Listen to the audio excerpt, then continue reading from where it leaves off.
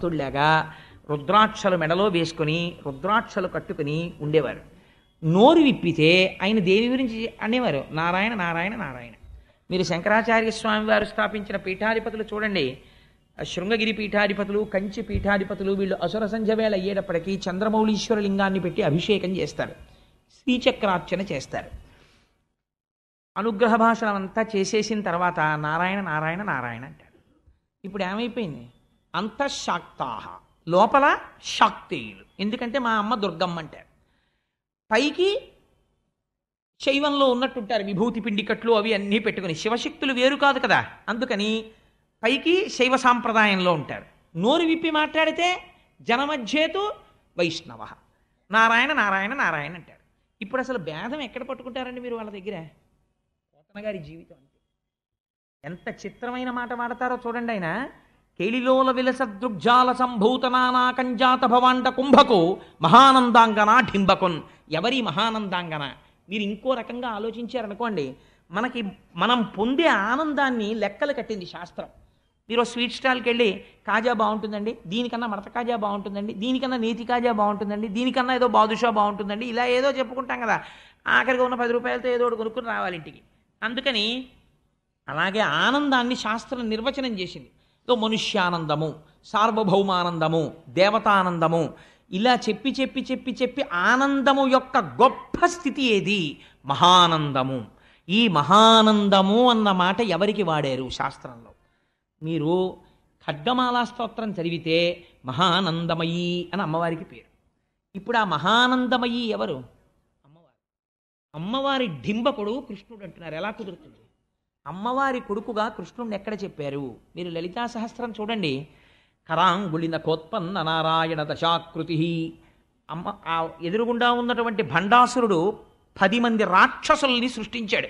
మళ్ళీ రావణాసురుణ్ణి, హిరణ్యాక్షుణ్ణి, హిరణ్యకశిపుణ్ణి సృష్టించాడు. వాళ్ళు 10 మంది మళ్ళీ యుద్ధానికి వస్తున్నారు. అమ్మ మళ్ళీ పుట్టాను రా అని అమ్మవారు చూసింది, ఓ నవ్వు నవ్వింది. నవ్వి ఆవిడ ఏదో అంగన్యాస కరన్యాసం చేసేదానిలాగా ఇలా అంది. అనేటప్పటికీ ఈ 5 గోళ్లలోంచి దశావతారాలు పుట్టి మళ్ళీ రాముడు వెళ్ళి రావణుడిని చంపేశాడు, కృష్ణుడు వెళ్ళి కంసుడిని చంపేశాడు, అలా చంపేశాడు. కాబట్టి ఇప్పుడు శ్రీ మహావిష్ణువు యొక్క అవతారాలన్నీ ఎందులోంచి వచ్చాయి? కరాంగుళి నఖోత్పన్న నారాయణ దశాకృతి, అమ్మవారి గోళ్లలోంచి వచ్చాయి. కాబట్టి ఇప్పుడు ఎవరైనా మహానందాంగనా డింబకున్, మహానందమయీ యొక్క కుమారుడు ఈయన. అందుకని అటువంటి స్వామిని నేను నమస్కరిస్తున్నాను. ఎందుకు నమస్కరిస్తున్నాను అంటే ఆయన స్వరూపం మహానందం. ఆయన పేరు కృష్ణుడు, నిరతిశయ ఆనంద స్వరూపుడు. నాకేం కావాలి? ఈ భాగవతం చెప్పుకుని సన్మానపత్రం రాయించుకోవడమో, లేకపోతే ఈ భాగవతం చెప్పుకుని ఏదో పారితోషికం పుచ్చుకోవడమో, ఈ భాగవతం చెప్పుకుని బట్టలు పెట్టించుకోవడమో దానికి నేను చెప్పుకోవట్లేదు. మరి ఎందుకు చెప్పుకుంటున్నావు? మీకు ఒక ఆశ్చర్యకరమైన విషయం చెప్తాను. అది ఎంతవరకు యథార్థమో పక్కన పెట్టండి. నేను ఒక చోట పోతన గారి చరిత్రలో చదివాను. పోతన గారు భాగవతాన్ని అంతటిని రచించి ఒక మంజూష ఎందు పెట్టారు. పెట్టి ఆయన ఎవ్వరికీ నేను ఇంత భాగవతం రచించానని కూడా చెప్పలేదు. ఇది రామచంద్ర ప్రభు సొత్తు, ఆయనకి అంకితం ఇచ్చేశానన్నారు. కొడుకుని పిలిచి, ఒరే నాయన ఇది పూజామందిరంలో పెట్టు అన్నారు. తాళపత్ర గ్రంథాలని పూజామందిరంలో పెట్టారు. కొంతకాలం అయిపోయిన తర్వాత పోతన గారి కుమారుడు కూడా అనారోగ్యం పాలయ్యాడు, పెద్దవాడైపోయి.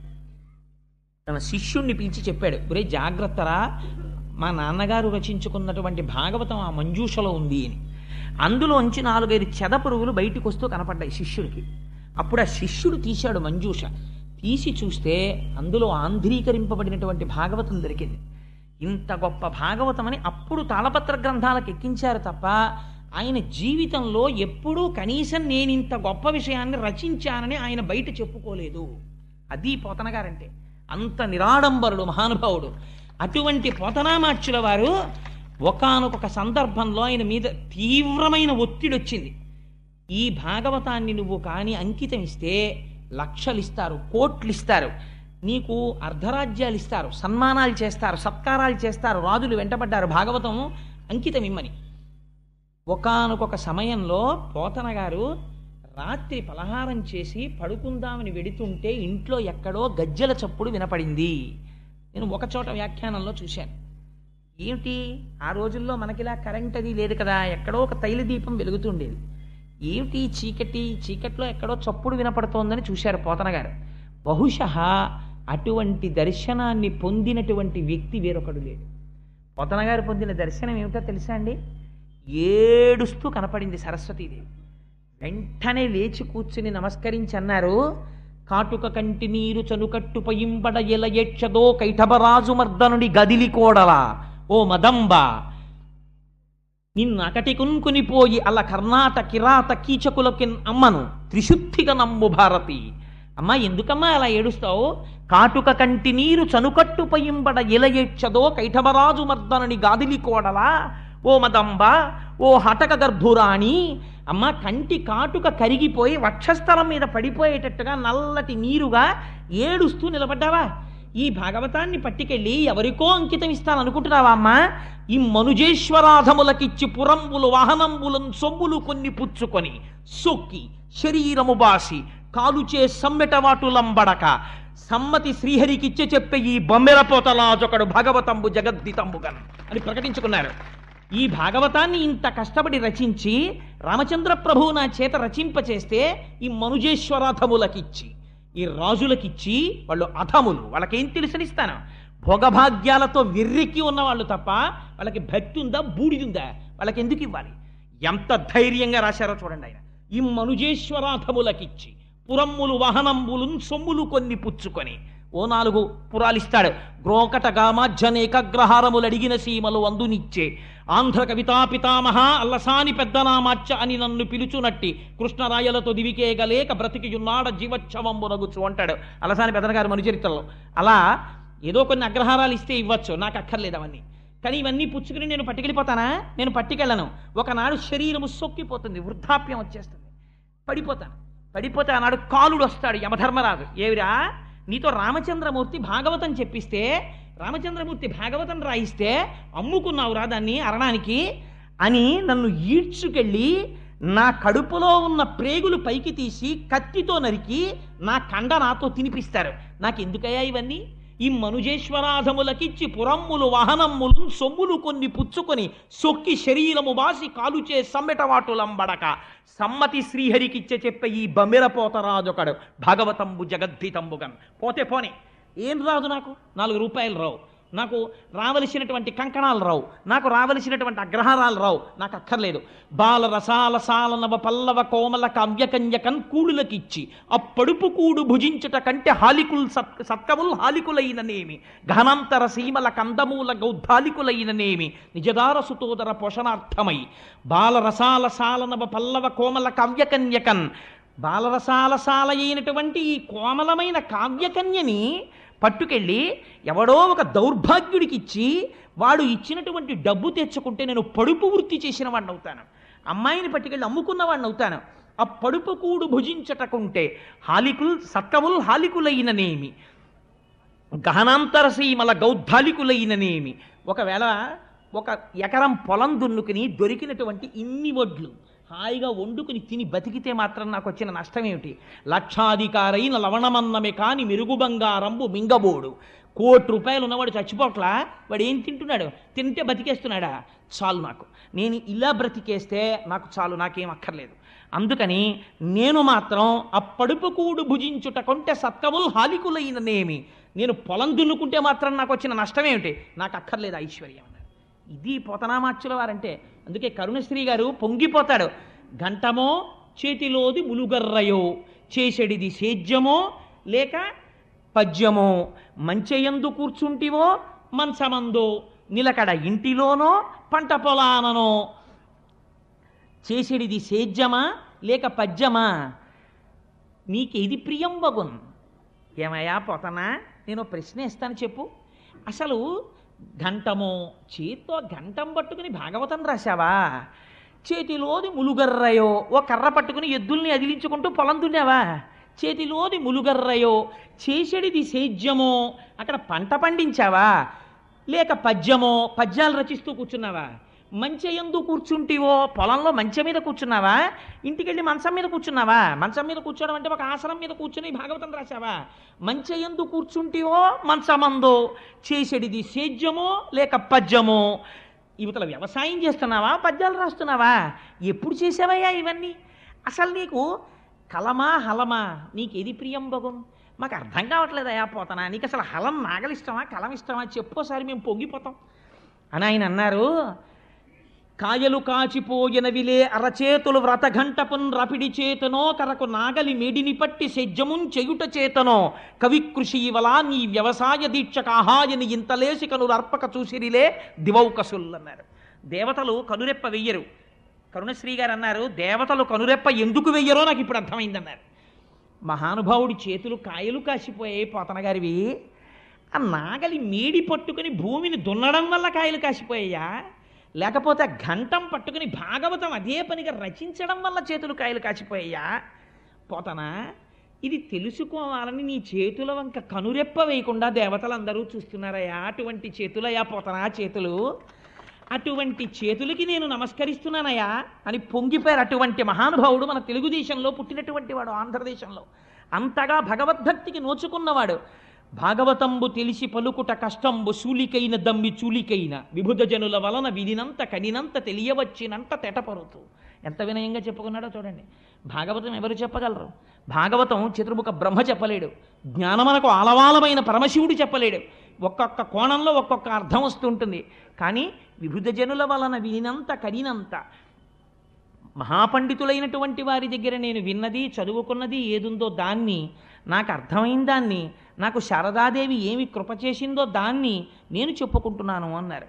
ఆయన అంటారు, అమ్మలగన్నయమ్మ ముగురమ్మల మూలపుటమ్మ చాలా పెద్దమ్మ సురారులమ్మ కడుపారడి బుచ్చినయమ్మ తన్ను లోనమ్మిన వేల్పుటమ్మల మనంబున ఉండెడియమ్మ దుర్గ మాయమ్మ కృపబ్ధినిచ్చుట మహత్వ కవిత్వ పటుత్వ సంపదల్.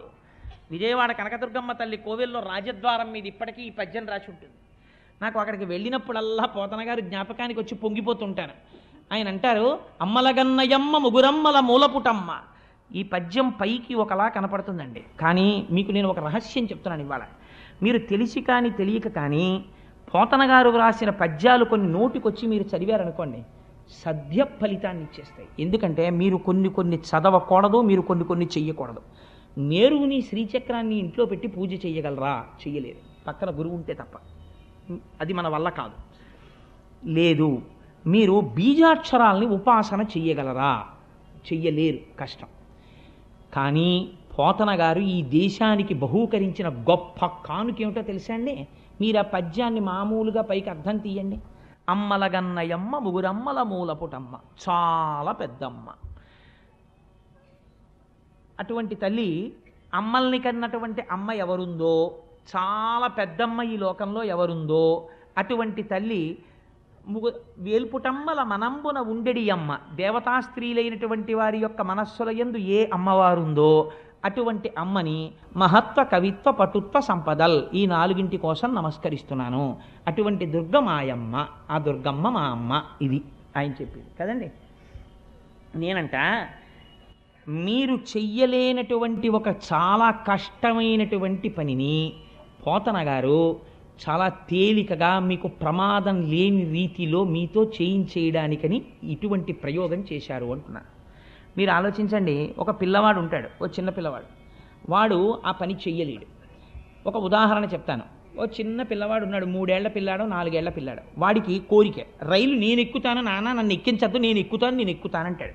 వాడు ఎక్కగలడా రైలు? ఒక్కనాటికి ఎక్కలేడు. తండ్రి ఏం చేస్తాడంటే వెనకాతలుండి జాగ్రత్తగా పట్టుకుని వాడికి కనపడకుండా వెనక నుంచి మెల్లిగా ఎత్తి మెట్లు ఎక్కించి లోపలికి పంపించేస్తే వాడు లోపలికి వెళ్ళిపోయి ఇటు తిరిగి తప్పట్లు కొడతాడు. నాన్నగారండి రైలు ఎక్కేశానంటాడు. తండ్రికి తెలుసు వెనక నుండి ఎక్కించిన వాడిని నేనేనని. ప్రమాదరహితము చేసి ఎక్కించిన తండ్రిలా పోతన గారు చేసిన ప్రయోగం చెప్తాను ఈ పద్యంలోంచి. మీరు చూడండి, అమ్మలగన్నయమ్మ. ఈ మాట ఎక్కడదండి? అమ్మలగన్నయమ్మ అంటే అమ్మలు ఎవరని చెప్పారు.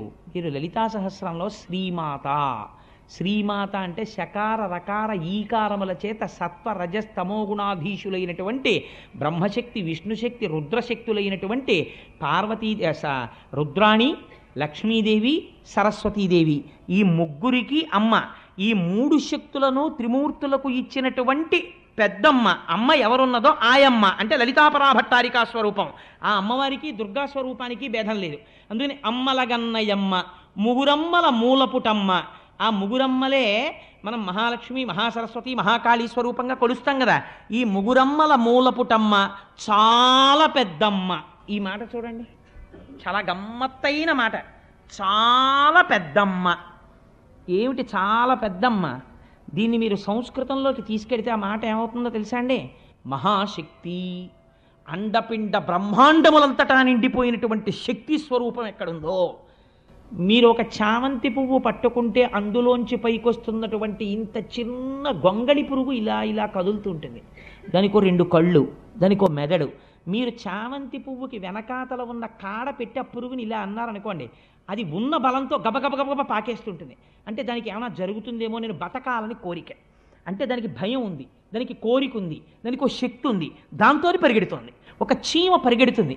ఎక్కడ లేదండి అమ్మవారు ఇప్పుడు? ఎంత దయాస్వరూపిణి! ఈ గొంగళి పురుగులో నేను ఉండడం ఏమిటి అని అనకుండా ఆవిడ గొంగళి పురుగులో ఉంది. ఇలా ఉండడం మాతృత్వం, ఇది దయ. దీన్ని సౌందర్యం అంటారు. ఈ దయకి సౌందర్యం అని పేరు. అట్మోస్ట్ కంపాషన్ ఈ సౌందర్య. అది ప్రవహిస్తే సౌందర్య లహరి. అందుకని ఇప్పుడు ఏమైంది? ముగురమ్మల మూలపుటమ్మ చాలా పెద్దమ్మ. ఈ అండపిండ బ్రహ్మాండములంతటా నిండిపోయి ఈ భూమిని తిప్పుతూ, లోకములను తిప్పుతూ, ఇవన్నీ తిరగడానికి కారణమైనటువంటి అమ్మవారు ఎవరుందో ఆ అమ్మ ముగురమ్మల మూలపుటమ్మ చాలా పెద్దమ్మ. ఈవిడ సురారులమ్మ కడుపారడి బుచ్చినయమ్మ. సురారి అంటే దేవతలకి, అరి అంటే శత్రువులైనటువంటి వాళ్ళ యొక్క అమ్మ. దితి. దితి అయ్యోని ఏడిచేటట్టుగా ఆవిడికి కడుపు శోకాన్ని మిగిల్చింది. అంటే రాక్షసులు నశించడానికి కారణమైనటువంటి అమ్మ. దేవతల్లోకి శక్తిగా ఇవిడు ఉండకపోతే రాక్షసులు ఎలా మరణించారు? అందుకని సురారుల తల్లి కడుపారడి బుచ్చినయమ్మ, తన్ను లోనమ్మిన వేల్పుటమ్మల మనంబున ఉండెడి అమ్మ. ఇదో గొప్ప మాట. తన్ను లోనమ్మిన వేల్పుటమ్మలు ఎవరండి? అమ్మవారిని మనస్సులో నమ్ముకుని శక్తిలో తిరుగుతున్నటువంటి వాళ్ళు ఎవరు? మనకి అష్టమాతృకలని ఉన్నారు సంప్రదాయంలో. వాళ్ళని మనం 8 పేర్లతో పిలుస్తూ ఉంటాం. బ్రాహ్మి, మహేశ్వరి, మహాలక్ష్మి, వైష్ణవి, మహేంద్రి, చాముండి, కౌమారి, వైష్ణవి, ఇలా 8 దేవతలు ఉన్నారు. వీళ్ళని అష్టమాతృకలని పిలుస్తారు. ఈ అష్టమాతృకలు కూడా శ్రీచక్రంలో దేవతలుగా ఉంటారు. వీళ్ళు నిరంతరము అమ్మవారిని లోపల కొలుస్తూ అమ్మవారి వలన శక్తిని పొంది మనని ఉద్ధరిస్తుంటారు. ఈ 8 మనం కొలుస్తూ ఉంటాం. రక్తాంబరాం రక్తవర్ణాం రక్త సౌభాగ్య సుందరాం వైష్ణవీం శక్తిమద్భుతాం అంటారు దేవి భాగవతంలో వ్యాస భగవానుడు. ఈ 8 శక్తినిచ్చినటువంటి అమ్మవారెవరో ఆవిడ వేల్పుటమ్మల మనంబున ఉండెడి అమ్మ దుర్గమాయమ్మ. ఈ దుర్గమ్మ ఉందే లలితాపరాభట్టారిక, ఆ అమ్మ మాయమ్మ. ఇప్పుడు ఏం చెయ్యాలి? నాకు కృపాబ్ధినిచ్చుట. నాకు దయతో ఇవ్వాలి. నాకు అర్హత ఉందని ఇవ్వక్కర్లేదు, నాకు ఇచ్చేయాలి దయతో. ఏమిటివ్వాలి? మహత్వ, కవిత్వ, పటుత్వ సంపదల్. మీరు సాధారణంగా అమ్మవారికి శాక్తేయ ప్రణవములు అని కొన్ని బీజాక్షరాలు ఉన్నాయి. ఓం, ఐం, హ్రీం, శ్రీం, క్లీం, సౌః అని ఈ 6 శాక్తేయ ప్రణవములు అని పిలుస్తారు. వీటిని, ఆ బీజాక్షరాలని, బీజాక్షరం అంటేనే చంద్రశేఖర పరమాచార్య స్వామి అంటారు లెటర్ ప్రెగ్నెంట్ విత్ సౌండ్ అంటారు. దాన్ని ఎలా పడితే అలా ఉపాసన చెయ్యకూడదు. కాబట్టి మీరు చెయ్యగలరా? అన్ని వేళలా చెయ్యలేం. కానీ ఇప్పుడు పోతన గారు ఒక గొప్ప ప్రయోగం చేశారు. కృపాబ్ధినిచ్చుట మహత్వ. మహత్వానికి బీజాక్షరం ఏమిటండి? ఓం. కవిత్వ. కవిత్వానికి బీజాక్షరం ఏమిటి? ఐం. మహత్వ, కవిత్వ, పటుత్వ, భువనేశ్వరి బీజాక్షరం ఏమిటి? హ్రీం. ఆ తర్వాత సంపదల్, లక్ష్మీదేవి, శ్రీం. ఇప్పుడు ఓం, ఐం, హ్రీం, శ్రీం. అమ్మలగన్నయమ్మ, శ్రీమాత్రే నమః. ఓం, ఐం, హ్రీం, శ్రీం, శ్రీమాత్రే నమః. మీరు బీజాక్షరాలతో అస్తమానం అనడానికి వీల్లేదు అలాగా. కానీ మీరు రైల్లో కూర్చుని, బస్సులో కూర్చుని, స్నానం చేయకుండా ఎక్కడున్నా కూడా అమ్మలగన్నయమ్మ ముగురమ్మల మూలపుటమ్మ చాలా పెద్దమ్మ సురారులమ్మ కరుపారడి బుచ్చినయమ్మ తన్ను లోనమ్మిన వేల్పుటమ్మల మనంబున ఉండెడియమ్మ దుర్గమాయమ్మ కృపబ్ధి నిత్యుట మహత్వ కవిత్వ పటుత్వ సంపదల్ అంటున్నారు అనుకోండి. మీరు మరో రూపంలో ఓం, ఐం, హ్రీం, శ్రీం, శ్రీమాత్రే నమః, ఓం, ఐం, హ్రీం, శ్రీం, శ్రీమాత్రే నమః అనేస్తున్నారు. మీరు అస్తమానం అమ్మ అమ్మ అమ్మ అమ్మ అమ్మ అంటే ఏమైపోతుంది? అమ్మవారు తొందరగా పలికేది దేనికి? వేరొక నామానికి పలకదు. అందుకే లలితా సహస్రం శ్రీమాత అమ్మతనంతో ప్రారంభమవుతుంది. ఆవిడ రాజరాజేశ్వరి అయినా ఆవిడ ముందు అమ్మ. అమ్మా అనేటప్పటికీ పొంగిపోతుంది అంతే. ఏమిరా అబ్బాయి అంటుంది. ఇన్ని మాటలు ఆ పద్యంలో అటు ఇటు అమ్మ అమ్మ అమ్మ అమ్మ అంటున్నారు అనుకోండి, అమ్మలగన్నయమ్మ అని మీరు ఓ అమ్మ అమ్మ అమ్మ అని పిలుస్తుంటే అమ్మ ఏం చేస్తుంది? బా పిల్లాడు అస్తమానం అమ్మ అమ్మ అమ్మ అని తినేస్తున్నాడు అనుకోండి, ఎవరో పెద్దవాళ్ళతో మాట్లాడుతుంటే ఏమిట్రా అంటుంది. ఇంత విసుక్కుంటూ చూసిన అమ్మ అమ్మ ఆకలేస్తోందమ్మా అన్నం పెట్టమ్మా అంటాడు. ఉండి వస్తున్నాను, ఒక్క 5 నిమిషాల్లో వచ్చేస్తానండి. నేను గబగబా కాస్త ఉసిరికాయ పచ్చడి అన్నం నెయ్యేసి కలిపేసి తింటుండి మళ్ళీ వస్తానంటుంది. ఎందుకని అలా 4 మాటలు అమ్మ అమ్మ అమ్మ అని పిలిచేటప్పటికి విసుక్కోవడం చేత కానటువంటి దయాస్వరూపము అమ్మ. ఇప్పుడు మీరు ఓం ఐం హ్రీం శ్రీం శ్రీమాత్రే నమః అని లేకపోవచ్చు, కానీ అమ్మలగన్నయమ్మ ముగురమ్మల మూల పుటమ్మ చాలా పెద్దమ్మ అనడానికి కష్టం ఏమిటండి? ఇప్పుడు చెప్పండి, పోతన గారు శ్రీ విద్యా రహస్యాలన్నింటినీ ఔపాసన పట్టి ఆంధ్రదేశానికి ఒక మహత్తరమైన కానుకని బహూకరించిన మహాపురుషుడా కాదా? ఆయన ఒక ఋషి పోతన గారు. అందుకని ఆ పద్యం ఇచ్చారు. ఇచ్చి వెంటనే అంటారు, వాలిన భక్తి మెచ్చదన వారిత తాండవ కేళికి దయాశాలికి శూలికి శిఖరిజా ముఖపద్మ మయూక మాలికి కపాలికి బాల శశాంక మౌళికి నారదాది మునిముఖ్య మన సరసీరుహాళికి అంటారు. వాలిన భక్తి మెచ్చదన వారిత తాండవ కేళికి. ఏమి మాటలండి పోతన గారి నోటంట పడ్డాయి? పోతన గారా పలికింది? వెనక రామచంద్రమూర్తి పలికిస్తున్నారు ఆయనతోటి.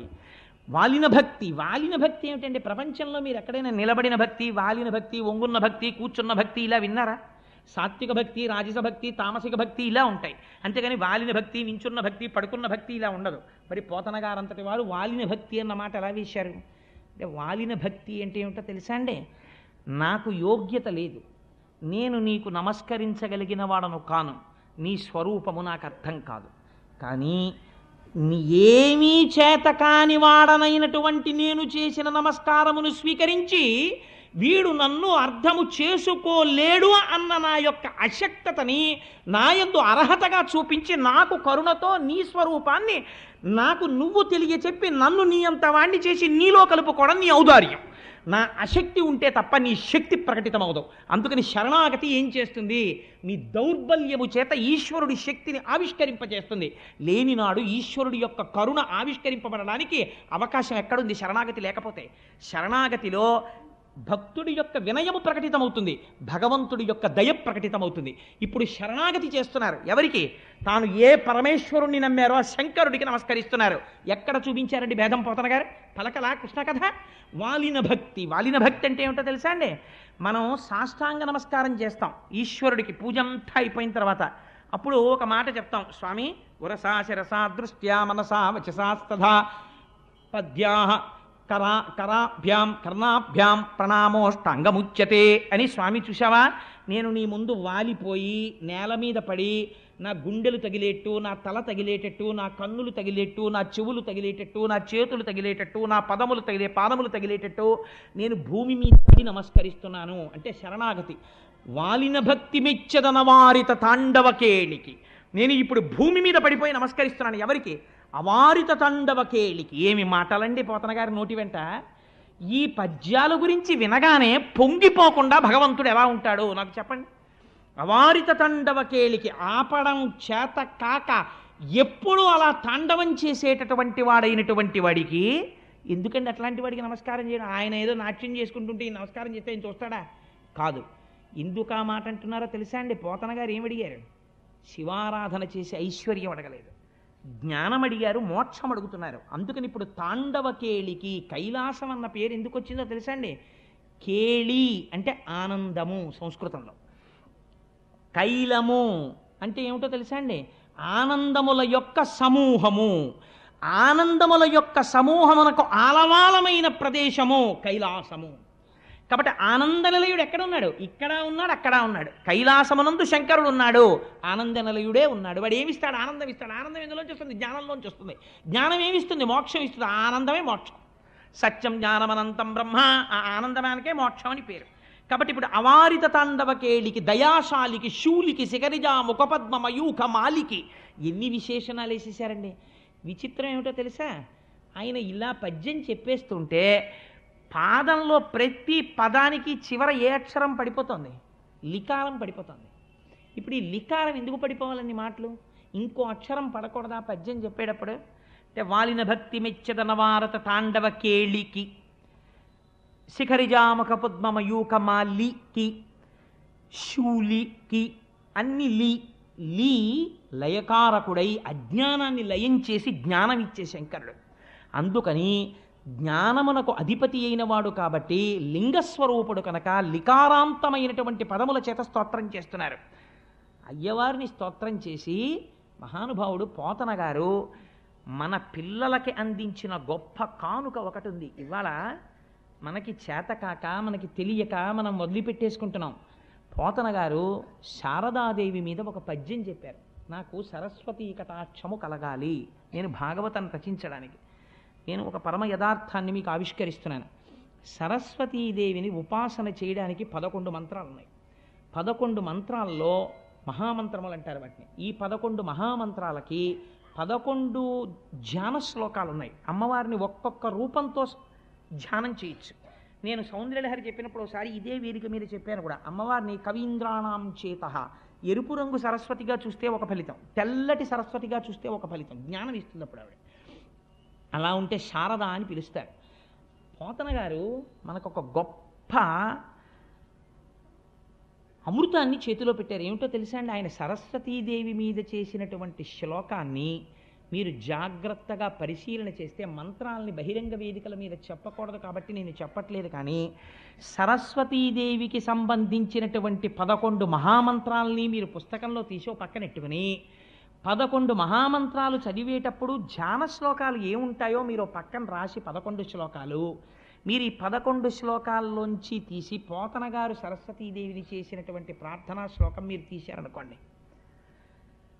శారద నీరదేంద్రు ఘనసార పటీర మరాళ మల్లికాహార తుషార అని ఆయన కొన్ని పదగుంభనంతో కూడినటువంటి స్తోత్రం చేశారు.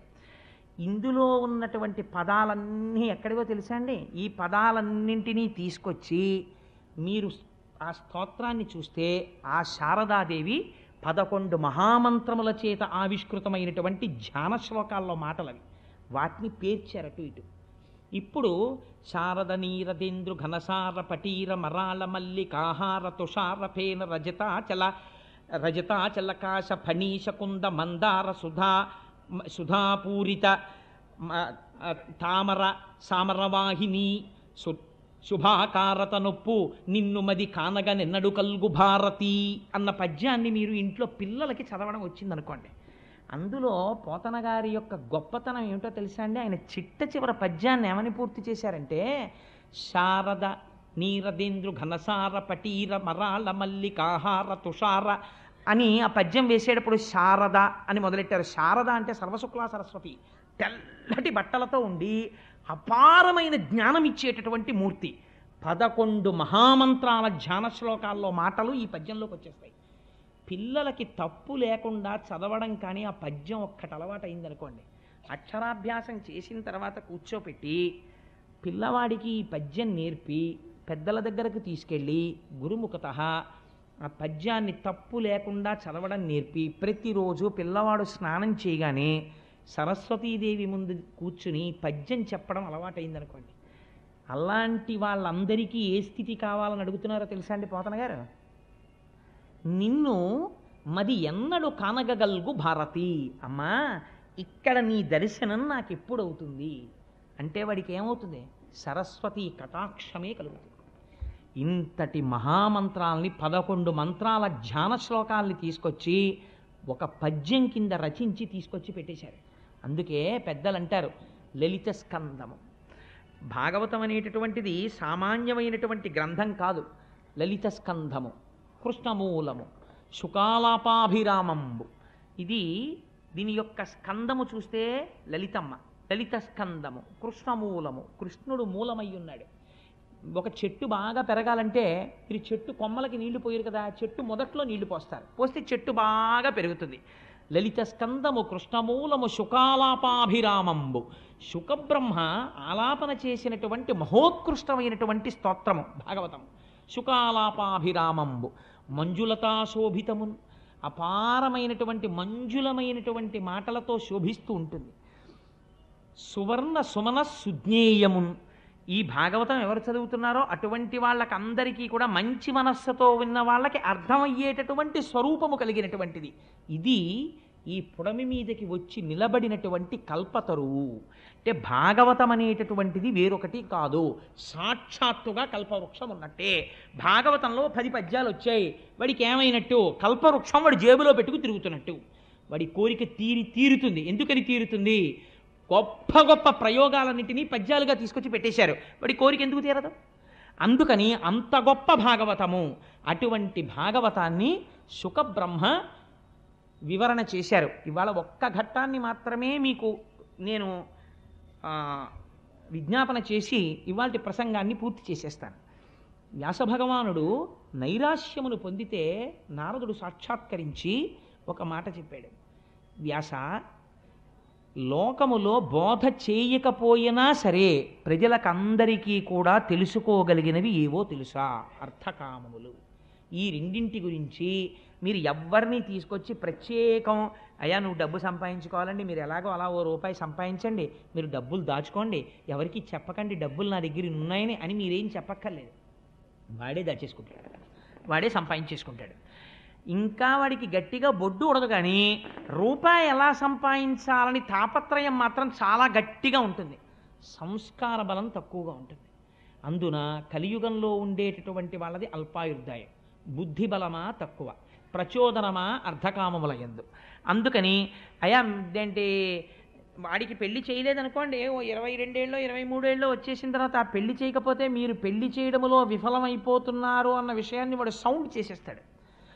ఇదేంటి నా ఈడువాడు వాడికి పెళ్ళి అయిపోయి అప్పుడే కొడుకమ్మా అంటాడు అమ్మ దగ్గరికి వచ్చి. అంటే ఏమిటి? అమ్మ నా సంగతి మీరు పట్టించుకోవట్లేదు అని చెప్పి ఇంకా శ్రద్ధ చేసేసారనుకోండి, వాడు వచ్చేస్తాడు నమస్కారం పెట్టడానికి ఎప్పుడప్పుడు.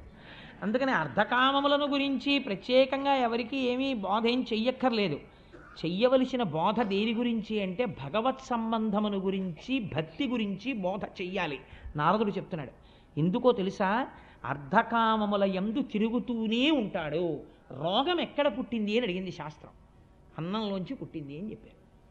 రోగం ఎక్కడి నుంచి వస్తుందండి? బీపీ వచ్చింది ఆయనకి. ఎందుకు వచ్చింది? చింతకాయ పచ్చడి అంటే ఇష్టం, ఆవకాయ అంటే ఇష్టం, నిమ్మకాయ అంటే ఇష్టం, బాగా పుల్లటివి బాగా కారంగా ఉన్నవి, మిరప్పళ్ళ పచ్చడి అంటే ఇష్టం. తిన్నాడు బీపీ వచ్చింది. డాక్టర్ గారు చూసి అంటాడు, మిరప్పళ్ళ పచ్చడి తినకండి, కారాలు తినకండి, ఉప్పు తినకండి, చప్పిడి తినండి అంటాడు. కానీ ఇప్పుడు ఆయనకి తెలుసు అది విషము, తింటే బీపీ వచ్చేస్తుందని తెలుసు. కానీ ఆయన ఏం తింటాడు? ఏం పర్వాలేదులేవే, ఆయన అలాగే చెప్తాడు, ఓ ముద్ద పెడదు అని చెప్పి కాస్త మిరప్పళ్ళ పచ్చడి అన్నం తినేస్తాడు. ఇప్పుడు ఆయన ఏం తింటున్నాడు? రోగమును పెంచుకుంటున్నాడు. ఎందుకు పెంచుకుంటున్నాడంటే రోగం పెరుగుతోందని ఆయన తెలియక తింటున్నాడని మీరు అనుకుంటున్నారా? తెలుసు ఆయనకి. ఎందుకు తింటున్నాడో తెలుసా? రసేంద్రియమును నిగ్రహించలేకపోయాడు. శరీరమే పోతుందిరా అని తెలిసినా సరే, రోగం వచ్చేస్తుందిరా అని తెలిసినా సరే నిగ్రహించలేకపోయాడు. ఎందుకు నిగ్రహించలేకపోయాడు? ఈ బలహీనత కొన్ని కోట్ల జన్మల నుంచి తరుగుతోంది నిన్నలాగా. డబ్బు పిచ్చ, ఈ ఇంద్రియాల పిచ్చ తరుగుతూనే ఉన్నాయి, అలాగా వాటికి వశుడు అయిపోతూనే ఉన్నావు. అయినా సరే ఒక బురదలో పడిపోయిన వాడు బురద నీటిని తీసుకుని స్నానం చేసేసాడు అనుకోండి, తల నిండా అమ్మయ్య స్నానం చేశానండి అని అనుకోండి. ఇప్పుడు ఏమిటి జరుగుతుంది? వాడికి అది శుద్ధి అయిపోయింది. ఏమిటి అమ్మాయి ఎవరైనా స్నానం చేసా వచ్చి ఇంట్లోకి అంటారా? అనరు. ఒరినీయ సాధ్యం కొల, నువ్వు పడిపోయింది బురదలో, నువ్వు ఒడ్డుకొచ్చి మళ్ళీ చెంబుతో బురద నీళ్ళు తీసుకుని మళ్ళీ మీద పోసుకున్నావు, స్నానం అయిపోయింది అంటున్నావు. ఎలా అవుతుంది? స్నానం అవదు, నువ్వు దగ్గరికి వెళ్ళి పోసుకో అంటావు. నీవు ఇంద్రియముల చేత తరమబడి కొన్ని కోట్ల జన్మలు ఎత్తిన వాడివి మళ్ళీ ఇంద్రియాలకి సంబంధించిన సుఖాలనే తీసుకెళ్లి శరీరానికి ఇస్తుంటే నువ్వు ఎప్పుడు ఉత్తమ లోకాలని పొందుతావు, ఉత్తమ గతులను పొందుతావు? పొందలేవు. కాబట్టి ఇప్పుడు నీకు మంచినీటి స్నానం కావాలి. మంచినీటి స్నానం ఎవరు చేయిస్తారు? ప్రేమ ఉన్న అమ్మ చేయిస్తుంది. ప్రేమ ఉన్న అమ్మ ఎవరు? వ్యాసుడు. ఆయన చేయించాలి. అందుకని భాగవతం ఇచ్చాడు ఆయన. ఇప్పుడు చెప్తున్నాడు నారదుడు వ్యాసుడికి, నువ్వు పాండవులు కౌరవులు ఎలా కొట్టుకున్నారో, రాజ్యాలు ఎలా వచ్చాయో వీళ్ళకి ఎందుకయ్యా, వాళ్ళకన్నా వీళ్ళకి బాగా తెలుసు, నీకు తెలుసా? అనవసరం అవన్నీ. వాడు భారతం ఏమీ చదవకుండా దుర్యోధనుడి కన్నా అహంకారంతో తిరగలడు, ధృతరాష్ట్రుడి కన్నా బాగా పక్కింటి వాడికి తెచ్చి దాచేసుకోగలడు. భారతం ఎందుకు? నువ్వేమన్నా ప్రయత్నపూర్వకంగా భగవంతుడి గురించి ఏమైనా చెప్తావా? చెప్తే ఈ జన్మలో వీడు చేసుకున్నటువంటి ఇంద్రియ లౌల్యం వీడిని వచ్చే జన్మలలో హీనోపాధులలోకి తీసుకుపోతుంది. భగవంతుడికి ఏమి రాగద్వేషాలు ఉండవండి. నేను ఒక మాట చెప్తే మీరు మనస్సులో ఏమనుకోకండి, నేను ఒక యథార్థం చెప్పడం కోసమని మీకు నేను చెప్తాను. మీరు దాని గురించి విచారణ కోసం నేను చెప్తున్నాను అంతే. మీరు మరోలా భావించకండి. నా ఎందు పరమ పవిత్రమైన వేదిక మీద అసహ్యకరమైన విషయాలు ప్రతిపాదించవలసిన అవసరం నాకు లేదు. ఒక వ్యక్తికి కామము బాగా ఉండిపోయింది అనుకోండి, ఆ వ్యక్తి నోటి వెంట రాకూడని మాట ఒకటి వస్తూ ఉంటుంది. మీరు విని ఉంటారు. వృద్ధాప్యం వచ్చేసిన తర్వాత వార్ధక్యంబున మోహమూర్ఖతలచే వాతాది రోగాలచే వ్యర్థం వైజడు వాక్ప్రవాహములచే వాత్సల్య చిత్తంబుచే అర్ధధ్యానముచే మహాభ్రమతచే హాస్య ప్రసంగాలచే స్వార్థంబే పరమార్థమై చెడుదురి స్వార్థ ప్రజల్ శంకర. వాడికి కామ ఉండిపోయింది. ఉండిపోతే వాడు పైకి చెప్పలేక 70 ఏళ్ళు వచ్చేసిన తర్వాత మంచి పంచె కట్టుకుని వచ్చాడు అనుకోండి, తాతయ్య పెళ్లి కొడుకులో ఉన్నావు అన్నారు అనుకోండి సరదాకి ఎవరో.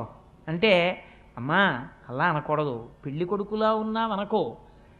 నన్ను చూడగానే ఏమండి మిమ్మల్ని చూడగానే త్రివేణీ సంగమంలో స్నానం చేసినటువంటి ఫలితం కనిపించేటటువంటి ఒక మంచి ఉపాసనా బలం పొందుతున్న వాళ్ళే ఉన్నారను. అది శరీరానికి సరిపోతుంది. ఇంకా నేను పెళ్లి కొడుకునేమిటమ్మా అందవాడు. వాడు ఏమంటాడంటే నాకు పిల్లనిచ్చేవాళ్ళు ఎవరు అంటారు.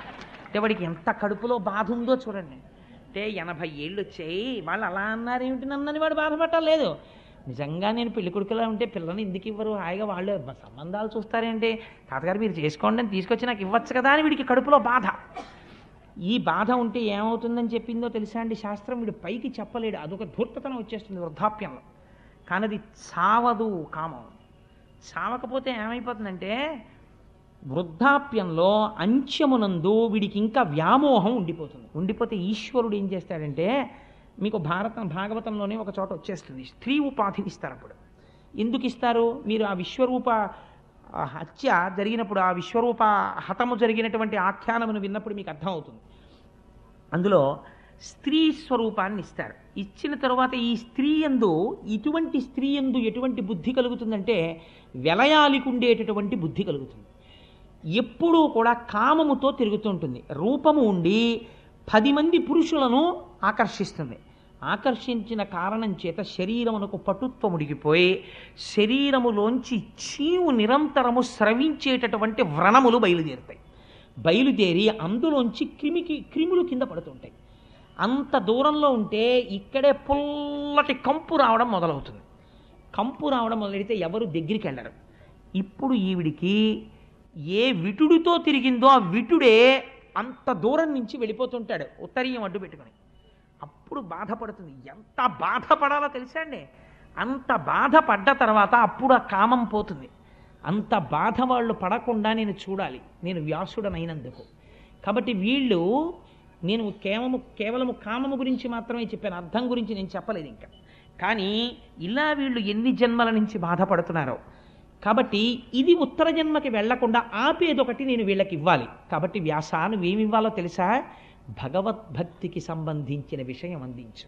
వాడు తెలిసో తెలియకో వచ్చి విన్నాడు. విన్నంత మాత్రం చేత ఈశ్వరుడు ఏం చేస్తాడో తెలుసా అండి? వీడు భాగవతం విన్నాడని ఖాతాలో రాస్తాడు. రాసి హీనోపాధిలోకి వెళ్ళిపోకుండా ఈ ఫలితాన్ని అడ్డుపెట్టి మంచి జన్మ వైపుకి తిప్పుతాడు. భాగవత శ్రవణం ఒకనాడు ఒక ఉత్తముని యొక్క ఇంట్లో పుట్టి భగవద్భక్తి వైపుకి మారుస్తుంది. అందుకని ఒక మంచి మాట చెప్పు తప్ప నువ్వు మళ్ళీ అర్ధకామముల గురించే మాట్లాడితే కావ్యమునకు ప్రయోజనమేమి? హరినామస్మృతి లేని కావ్యము వృధా, దాని వలన ఏ విధమైనటువంటి ఉపయోగము ఉండదు. హరినామస్మృతి చేయు కావ్యము మానస సరోవరం లాంటిది. కానీ హరినామము చెప్పనటువంటి కావ్యము విచిత్రార్థాన్వితంబయ్యు, ఎంత గొప్ప అర్థాలతో నువ్వు చెప్పు, అది తద్దినం పెట్టిన చోటుకి కాకులు వచ్చేటటువంటి రేవు లాంటిది. అందుకు నువ్వు ఇప్పుడు ఏం చెప్తావో తెలుసా? భగవద్భక్తి, భగవంతునికి సంబంధించిన విశేషములు, భగవద్భక్తుల కథలతో కూడినటువంటి విషయాన్ని చెప్పు, అటువంటిది చెప్పు భాగవతంలో అని ఒక్క మాట నారదుడు చెప్పాడు. నేను ఎందుకు ఇవాళ నారదుడిగా ఉన్నానో నీకు చెప్తాను వ్యాసుడా, నువ్వు తెల్లబోతావు వింటే. నారదుడు ఎందుకయ్యాడో తెలుసా అండి? నారదుడు ఒక దాసీపుత్రుడు. ఆయన తల్లిగారు చిన్నతనం నుంచి బాగా ఐశ్వర్యవంతులైనటువంటి ఒక బ్రాహ్మణుల ఇంటిలో ఊడిగం చేసేది ఆవిడ. వాళ్ళ ఇల్లు తుడవడం, వాళ్ళ గిన్నెలు తోమడం, వాళ్ళ ఆవులకి పాలు పితికి పెట్టడం అది చేసేది. తల్లి ఎక్కడికి వెడితే అక్కడికి ఆ కొడుకు కూడా వెళ్ళిపోతుండేవాడు. ఈ బ్రాహ్మణుల ఇంటిలో తిరుగుతున్నాడు. వాళ్ళు వేదవేదాంగములను చదువుకున్నవారు. ఆ ఇంటికి వర్షాకాలంలో అటుగా వెళ్ళిపోతూ సన్యాసులు కొంతమంది చాతుర్మాస్యానికని వచ్చారు. వస్తే అమ్మతో పాటు ఈ పిల్లవాడు కూడా అక్కడ ఉన్నాడు. ఒరే, రోజు నువ్వు స్నానం చేసేసి పొద్దున్నే కాస్త వాళ్ళకి పీటలు వేయడం, దర్భాసనాలు వేయడం, వాళ్ళ మడిబట్టలు తీసుకురావడం, ఇలాంటి పనులు చేస్తూ ఉండరా అన్నాడు యజమాని. నారదుడు రోజు స్నానం చేసి వీళ్ళకి ఆ బట్టలు తీసుకొచ్చి అక్కడ పెడుతుండేవాడు. వాళ్ళు సన్యాసులు. సన్యాసులు అంటే లోకమంతటా పరబ్రహ్మమును చూసేవాళ్ళు. దాసీపుత్రుడు అని కూడా వాళ్ళు చూడలేదు. వాళ్ళు 2 గొప్ప వరాలు ఇచ్చారు నారదుడికి. ఏమిటో తెలుసా అండి? 5 సంవత్సరముల పిల్లవాడు తమకి చేస్తున్నటువంటి సేవ చూసి వాళ్ళు తినగా మిగిలినటువంటి ఉచ్ఛిష్టాన్ని నారదుడికి ఇచ్చేవారు. ఇది నువ్వు తిను అని. వాళ్ళు మహాభాగవతులు. వాళ్ళు తినగా మిగిలినటువంటి భాగవత శేషాన్ని తిన్నారు. వాళ్ళు మధ్యాహ్నం అయ్యేటప్పటికీ నాట్యం చేస్తుండేవారు, సంతోషంతో పాటలు పాడుతూ. నేను విశాఖపట్నంలో శారదాపీఠంలో మత్తూరు నుంచి వచ్చినటువంటి సంస్కృత పండితుల్ని చూస్తుండేవాడిని. వాళ్ళ పిల్లలు కూడా ఇంతంత పిల్లలు కూడా సంస్కృతంలో మాట్లాడతారు. మా దొరగారు చూసినట్టున్నారు. ఇంత పిలకలు పెట్టుకుని తెల్లవారకట్ట లేచి సంధ్యావందనం చేసుకుని అభిషేకాలు చేసుకుని అవి చదువుకుంటుంటారు. వాళ్ళ ఆడవాళ్ళు కచ్చా పోసి పట్టుచీరలు కట్టుకుని సౌందర్యలహరి ఎంత బాగా చదువుతుంటారో. రాత్రి అయ్యేటప్పటికి ఇన్ని పాలు తాగి 2 పళ్ళు తిని పడుకుంటుంటారు. ఇంత ఎత్తున బ్రహ్మవర్చస్సు ఉట్టి పడిపోతూ ఉంటారు వాళ్ళు. అలా ఆ వచ్చిన సన్యాసులు పొద్దున్న లేవడం, భగవంతుణ్ణి అర్చన చేసుకోవడం, ఆ వేదాంగాలు చదువుకోవడం, చర్చ చేసుకోవడం, మధ్యాహ్నం అయ్యేటప్పటికి భగవంతుణ్ణి స్మరిస్తూ నాట్యం చెయ్యడం, పొంగిపోవడం చేసేవారు. ఈ పిల్లాడికి ఏం తెలియదు. కూర్చుని వాళ్ళ వంక చూసి ఎంత బాగుందో ఎంత బాగుందో అని పొంగిపోతుండేవాడు. ఆఖరికి చాతుర్మాస్యం అయిపోయింది. వాళ్ళు వెళ్ళిపోతున్నారు. వాళ్ళు ఏమి ఇస్తారండి? ఇప్పుడు ఒక సన్యాసి వెళ్ళిపోతూ తనకి సేవ చేసిన వాడికి ఏమిచ్చి వెళ్ళిపోతాడు? అబ్బాయి నువ్వు ఈ 1000 రూపాయలు ఉంచుకోరా అని సన్యాసి ఇవ్వడు కదా. అందుకని ఇప్పుడు వెళ్ళిపోతూ పిలిచి నిష్కపటత్వంబున సదాచారుండనై, నాకేమీ తెలియకపోయినా ఏ కాపట్యం లేకుండా మనస్సులో వాళ్ళ మీద ఉన్నటువంటి అపారమైన భక్తి చేత నే సేవించగా నిష్కారుణ్యంబున, వాళ్ళందరూ కూడా కారుణ్యమని చెప్పడానికి కూడా లేదు, అంత వాత్సల్య చిత్తంబుతో వాళ్ళు నన్ను పక్కన కూర్చోపెట్టి ఉపదేశించిరి నాకు ఈశ్వర రహస్యోదార విజ్ఞానమున్. వాళ్ళ ఆఖరణ దగ్గర కూర్చోపెట్టుకుని, ఒరే అబ్బాయి నేను మీకు ఇంతకన్నా ఏం చెయ్యగలనరా? అపచారంబులు లేక నిత్య పరిచర్యాభక్తియుక్తుండనై చపలత్వంబును మానినే కులువగా సంతుష్టులై వారు నిష్కపటత్వంబున దీనవత్సలతో కారుణ్య సంశీలురై ఉపదేశించిరి నాకు ఈశ్వర రహస్యోదార విజ్ఞానమున్. అది వాళ్ళు చేసిన మహోపకారం. ఒరే నువ్వు రోజు లేచి మాకు ఉపకారం చేశావు, మాకు సేవ చేశావు, రా నీకు జ్ఞానం చెప్తామని కూర్చోపెట్టుకుని వాళ్ళకి కృష్ణ పరమాత్మ మీద 12 మహామంత్రాన్ని ఉపదేశం చేసేసి, ప్రణవోపదేశం చేసేసి, ఆ పిల్లవాడికి కూర్చోపెట్టి ఈ లోకమునందు మాయ ఎలా ఉంటుందో, సత్యం ఎలా ఉంటుందో చెప్పేశారు. చెప్పేగానే ఇంతకాలం అటువంటి వాళ్ళని సేవించి ఉన్నాడు. సత్పురుష సాంగత్యం, సత్సంగత్తే నిస్సంగత్వం నిస్సంగత్తే, నిర్మోహత్వం నిశ్చలతత్వం నిశ్చలశక్తే జీవన్ముక్తి. అటువంటి సత్పురుషులతో తిరిగి హృదయం అంతా పరిశుద్ధి అయిపోయింది. వెంటనే ఈయనకి మనసులోకి అందేసింది. పైకి అమ్మతో తిరుగుతున్నాడు కానీ ఆ సన్యాసులు వెళ్ళిపోయారు, చాతుర్మాస్యం అయిపోయింది. లోపల ఆ శ్రీమన్నారాయణుణ్ణి తలుచుకుని పొంగిపోతూ రోజు అమ్మతో వెళ్ళేవాడు. ఒకరోజు చీకటి పడిపోయిన తర్వాత ఆ బ్రాహ్మణులు పిలిచి, అమ్మ పెరట్లోకి వెళ్ళి ఆవుల పాలు పితికి పట్టరా అన్నారు తల్లిని. ఆ తల్లి ఆవుల పాలు పితుకుదామని వెళ్ళింది. అక్కడ ఒక పెద్ద త్రాచుపాము పడుకుంది. ఆవిడ చూడకుండా దాని మీద కాలేసింది. ఆ త్రాచుపాము ఆవిడ్ని కరిచేసింది. తల్లి చచ్చిపోయింది. అప్పుడు ఆయన పిల్లవాడు అనుకున్నాడు, అమ్మయ్య నాకున్న ఒకే ఒక బంధం తెగిపోయింది. అమ్మ అన్నదొకటి ఉండడం వల్ల నేను ఈ ఇంట్లో అమ్మతో పాటు తిరగవలసి వచ్చింది. ఇంక ఇప్పుడు నేను స్వేచ్ఛా విహారిని, అంతటా ఈశ్వరుణ్ణి చూస్తూ వెళ్ళిపోతానని వెళ్ళిపోయాడు. ఎందుకని? ఉపదేశించిరి నాకు ఈశ్వర రహస్యోదార విజ్ఞానవన్. అలా వెళ్ళిపోయి ఒక మహారణ్యంలోకి వెళ్ళిపోయాడు. పెద్ద పులులు తిరుగుతున్నాయి, క్రూర సర్పాలు తిరుగుతున్నాయి. ఆయన అనుకుంటున్నాడు, నాకేమిటి భయం? ఈ లోకమంతటా నిండి నిబిడీకృతమై శాసించేటటువంటి కారుణ్యమూర్తి అయిన శ్రీమన్నారాయణుడు ఇక్కడున్నాడని నాకు వాళ్ళు చెప్పారు. ఇక్కడ నా స్వామి ఉండగా నాకేం ఆపద జరుగుతుంది అని విపరీతమైన దాహం వేసింది. అక్కడ ఒక మడుగు కనపడింది. ఆ నీళ్లు తాగి స్నానం చేసి ఈ లోపల ఉన్న నా స్వామి ఒక్కసారి నాకు సాకారంగా కనపడితే బావుణ్ణు అని ఒక రావి చెట్టు కింద కూర్చుని ద్వాదశాక్షరి తదేకంగా ధ్యానం చేస్తున్నాడు. ధ్యానం చేస్తుంటే లీలామాత్రంగా ఒక మెరుపులా శ్రీమన్నారాయణుని యొక్క దర్శనమైంది. పొంగిపోయి పైనుంచి కిందకి మెరుపును చూసినట్టు చూశాడంతే. అంతర్ధానం అయిపోయాడు. అంతర్ధానం అయిపోయి అశరీరవాణి వినపడింది. ఈ జన్మలో సత్పురుషులతో తిరిగినటువంటి అదృష్టం చేత, వాళ్ళ మాటలు పట్టించుకున్న కారణం చేత నీకు లీలామాత్ర దర్శనమిచ్చాను. నువ్వు చూసిన రూపాన్ని బాగా చూడాలలా అని కోరుకుంటూ, నా గురించే చెప్పుకుంటూ, నా గురించే పాడుకుంటూ, నా గురించే మాట్లాడుకుంటూ తిరిగి తిరిగి తిరిగి తిరిగి దేహధర్మం కాబట్టి ఈ శరీరాన్ని వదిలేస్తావు. రోజున వదిలేసిన తర్వాత నిన్ను గుప్తంగా ఉంచుతాను. ఒకనాడు నువ్వు సాక్షాత్తుగా బ్రహ్మదేవుని యొక్క కుమారుడిగా జన్మిస్తావు. ఆనాడు నీకు మహతి అనబడేటటువంటి వీణని బహూకరిస్తాను. దాని మీద నారాయణ స్తోత్రం చేస్తూ స్వేచ్ఛగా లోకముల యందు విహరిస్తావు. నీకు ఈ కానుకనిస్తున్నానన్నాడు శ్రీమన్నారాయణుడు. ఆనాడు శ్రీమన్నారాయణుణ్ణి దర్శనం చేస్తూ తిరిగి తిరిగి దేశమంతటా తిరిగి స్వామి గురించి చెప్పుకుని దేహధర్మం గనక ఒకనాడు ఈ శరీరం వదిలిపెట్టేశాను. వదిలిపెట్టేసి సంతోషంగా బ్రహ్మగారి దగ్గరికి వెళ్ళిపోయాను. మళ్ళీ కల్పాంతం అయిపోయిన తర్వాత చతుర్ముఖ బ్రహ్మగారు సృష్టింపబడ్డాడు నారాయణుడి నాభికమలంలోంచి. మొట్టమొదట ప్రజాపతుల్ని సృష్టించినప్పుడు చతుర్ముఖ బ్రహ్మగారు నన్ను సృష్టించాడు. నాకు మహతి అన్న వీణనిచ్చాడు. ఆ వీణ సర్వకాలముల యందు భగవంతుడికి సంబంధించిన స్తోత్రమే పలుకుతుంది. నేను ఆ నారాయణ నామము చెప్పుకుంటూ లోకములంతటా స్వేచ్ఛగా తిరిగేస్తుంటాను. నేను వైకుంఠానికి వెళ్ళిపోతాను, కైలాసానికి వెళ్ళిపోతాను, సత్యలోకానికి వెళ్ళిపోతాను, ఏ ఊరు పడితే ఆ ఊరు వెళ్ళిపోతాను. ఎక్కడికి వెళ్ళినా లోక సంక్షేమమును ఆవిష్కరిస్తాను, భగవత్ శక్తి గురించి మాట్లాడతాను. అది తప్ప ఇంకొకటి నాకు రాలేదు. వ్యాస, నేను ఇవాళ ఇంతటి వాణ్ణి ఎందువల్ల అవగలిగాను? ఒకనాడు దాసీపుత్రుడనైన నాకు నలుగురు సన్యాసులు ఉపదేశించినటువంటి జ్ఞానము ఇవాళ నన్ను ఈ స్థితికి తెచ్చింది. ఉత్తర జన్మలో, రెండో జన్మలో నారదుడిని అయిపోయాను. నువ్వు భాగవతాన్ని, భగవత్కథని చెప్పగలిగితే విన్నవాడు ఉత్తర జన్మలో ఎందుకు మహాజ్ఞాని కాలేడు, ఎందుకు భక్తుడు కాలేడు? అందుకని భక్తి గురించి చెప్పవయా? ఎందుకు చెప్తావు ధృతరాష్ట్రుడి గురించి? ఎందుకు చెప్తావు దుర్యోధనుడి గురించి? చెప్పకపోయినా వాళ్ళకి తెలుసు అవన్నీ.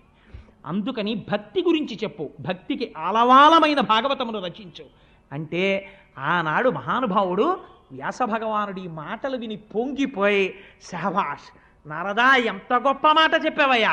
ఇప్పుడు నేను భగవంతుడి గురించి, భగవంతుడి విశేషముల గురించి, ఈ బ్రహ్మాండముల ఉత్పత్తి గురించి, ఆయన్ని నమ్ముకున్న భాగవతుల గురించి, ఈశ్వరుడు వాళ్ళ వెంట ఎలా పరిగెత్తినటువంటి వృత్తాంతముల గురించి నేను రచన చేస్తాను. ఇది ఎవరు చదువుతారో, ఎవరు వింటారో వాళ్ళు నారదుడు తరించిపోయినట్టు తరించిపోతారు. అటువంటి భాగవతాన్ని రచన చేయడం ప్రారంభిస్తున్నానని ఆచమనం చేసి కూర్చుని తన ఆశ్రమంలో భాగవత రచన ప్రారంభము చేశాడు వ్యాస భగవానుడు. ఇక్కడ మన పోతన గారు ప్రారంభించారు మాంధ్రీకరణ. రేపటి రోజున ఆ భాగవతం ఎలా ప్రారంభమవుతుందో, పరీక్షిత్ అన్న పేరెందుకు వచ్చిందో, అశ్వత్థామ బ్రహ్మశిరోనామకాస్త్ర ప్రయోగం ఎలా చేశాడో, కృష్ణస్తుతి ఎలా చేశారో ఆ విశేషాలని రేపటి రోజున విజ్ఞాపన చేస్తాను. స్వస్తి.